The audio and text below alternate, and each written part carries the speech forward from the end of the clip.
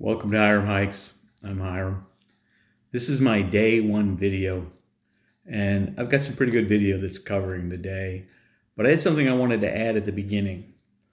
This isn't me complaining or whining or anything like that. It's trying to make this an informative set of videos, so I thought about it and thought this was important to mention. At the end of day -1, when I got myself into my tent and started, laying everything out, I started having leg cramps. Now, not common for me to get a leg cramp. Every once in a while I'll get one, like most people, I think. But I got really, really bad leg cramps in both legs, like toe to thigh. And don't know why. Very unusual for me. It lasted for probably over 2 hours. Really painful. There was no way I was going to be sleeping. Then it started to subside.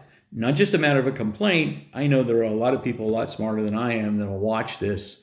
And some of you might be able to say, hey, knucklehead, if you had done this, it wouldn't have happened. Or you caused it by doing this. And please, make a comment, help other people. I'm sure I'm not going to be the only person my age trying to do this, or the only person that has this issue. And if there was something I could have known up front to have prevented it, it would have been nice. So I'd ask you to share that. And with that, we'll go on to day one. I know I keep forgetting to do this, so I'm going to do it right now. Please subscribe. Please like. The subscription numbers help. YouTube looks for people to have subscribers to be able to give you the ability to file your stuff and what have you. And I appreciate all of you who have, and I appreciate all of you who are watching my videos. Thank you very much. Now on to day one of my Appalachian Trail through hike and my making it to Springer Mountain. Didn't make it a long ways afterwards, but I made it to Springer Mountain. Thanks for watching. Pretty good tent site first night. It's there are approved sites along the trail. This one's, you can see a little place they've had a fire pit there.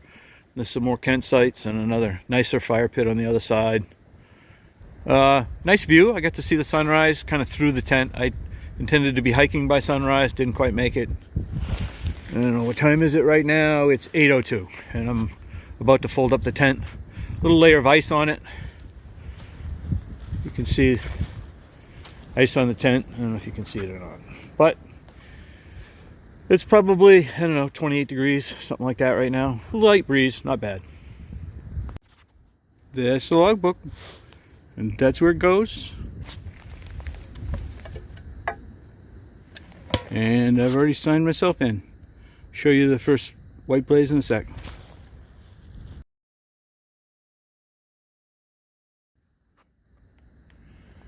There's the big plaque. The box for the book is right over there. Not much of a view in that direction. A little bit of a view in this direction. Not too bad over that way. And then down there, if you look closely, you can see the white blaze. I'll walk down and take a picture. Start of the Appalachian Trail. The first white blaze. And I'll do the best I can to do what most people do, and that's touch that first blaze. Guess it's just with my shoe because I haven't figured out how to do the video stuff as well. And the box and the plaque are right up there. Here we go. This is a couple minutes after my first slip and minor fall on what turned out to be an icy rock. Who would have thought it? Heading north. This is the Springer Mountain parking lot. It's about a mile north of Springer Mountain, which is in that direction. Nobody in the parking lot right now. There are people that are doing a no-bow that will northbound hike that will come here, go south for the mile to the top of the mountain, and then turn around and head back north. I kind of wanted the whole experience, so I started and did the approach trail. This was the first case of that questionable sense of balance I talked about kicking in. I chose to rock hop rather than to use what was obviously intended to be the log bridge.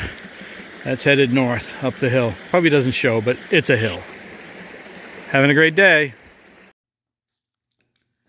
I realized I needed to add a little bit more with the rain and less power than I thought I would have, and me going much slower than I thought I was going to go. I was pretty worried about my battery and not wanting the phone out in the rain, so I didn't record probably as much as I should have on day one.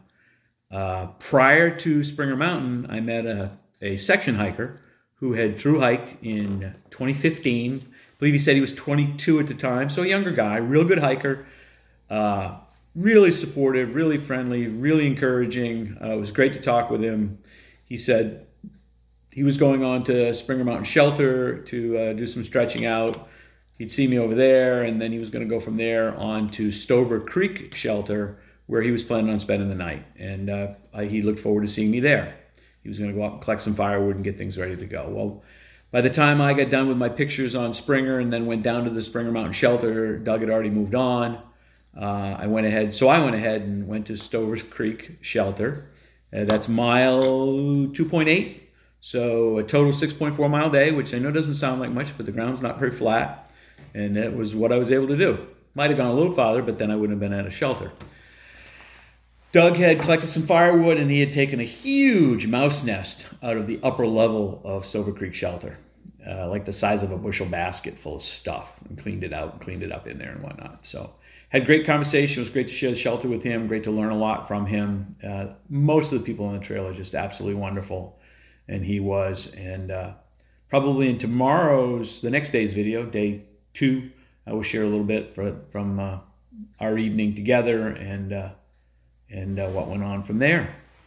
Again, thank you very much. I hope you're having a wonderful day. Thanks.